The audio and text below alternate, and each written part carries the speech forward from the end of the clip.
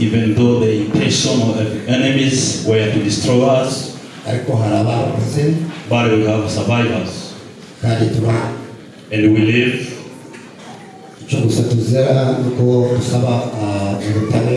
What we do seek is justice.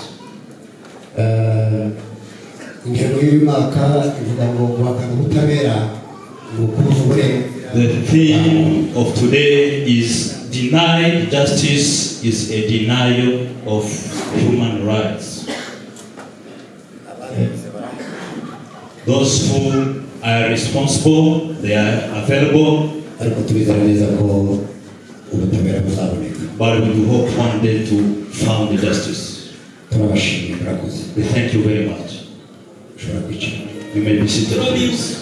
Uhereye igihe cyamurere abitangiye ubwoko bose bahaze amagara yabo. Kwibuka mushishi.